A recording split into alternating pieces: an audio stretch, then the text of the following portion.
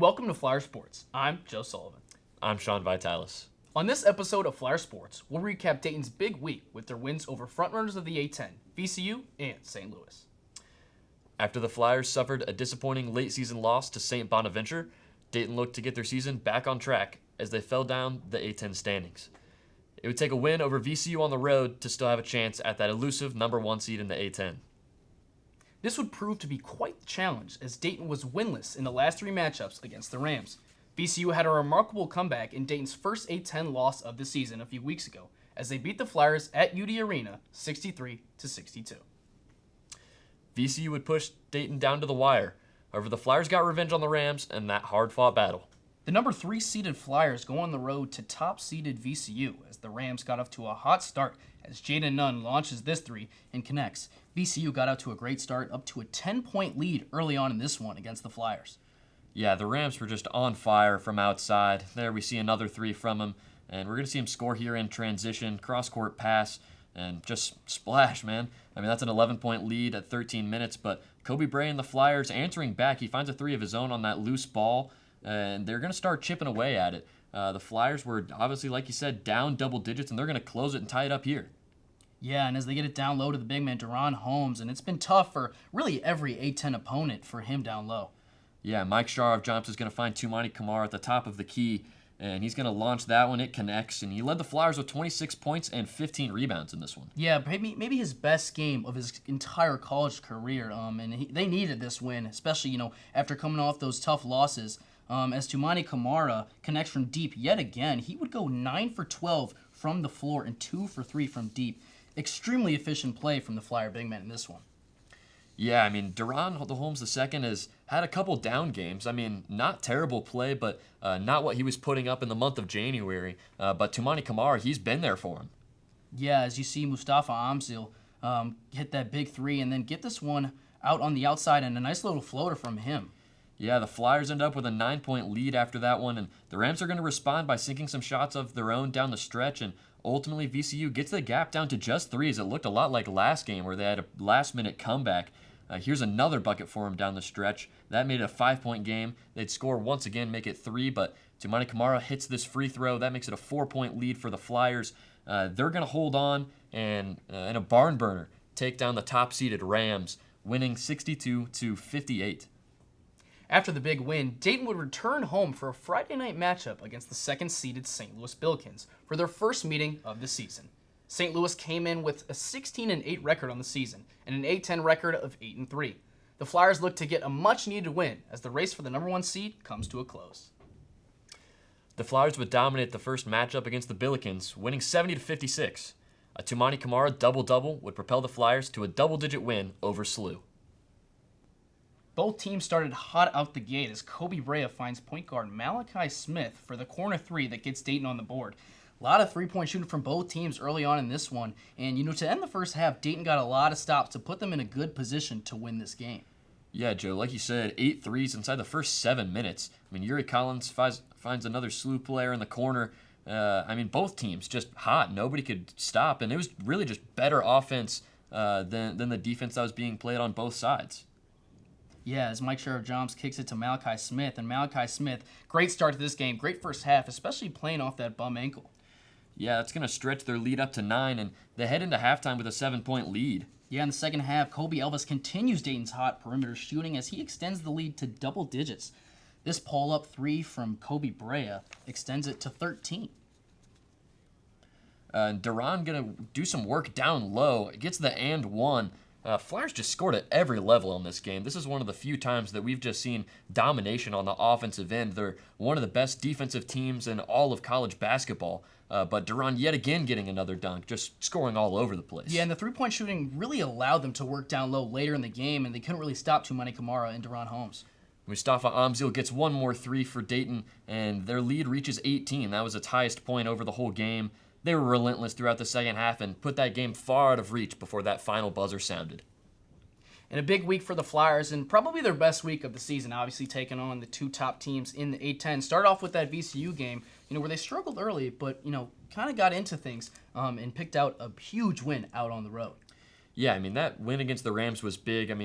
VCU's had the best of Dayton over the past couple seasons. I think that's 3 losses straight before this win, and it's crucial. I mean, they are the top seed right now. Dayton's just half a game back from them, and obviously they were about a game and a half before that one, so a crucial win. And in that SLU game, they were number 2. So, I mean, Dayton took down the top 2 seeds in back-to-back games, and especially that one on the road. I mean, right now, Dayton's been a home team this season. Only 1 loss, and that 1 loss was VCU.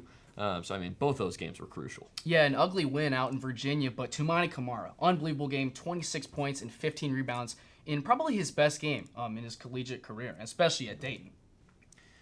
Yeah, I mean, Kamar's really been their man. Like we said, last episode, over those 4 games, it was 17 points and about 8 or 9 rebounds. And, I mean, he scored 26 and 15 in that one. I mean, he's just upping his averages and, I mean, really making his case to keep that starting spot. And, I mean, he's been our best big man over this past week. Yeah, and moving on to the Friday night primetime game against St. Louis. Obviously, last year the Flyers got the best of St. Louis at UD Arena. Played really well, stopping St. Louis's top player. Yuri Collins was another player looking out. Looking forward to this game. Leads the nation with 10 assists. But the Flyers played fantastic offensively and defensively, and really a blowout win.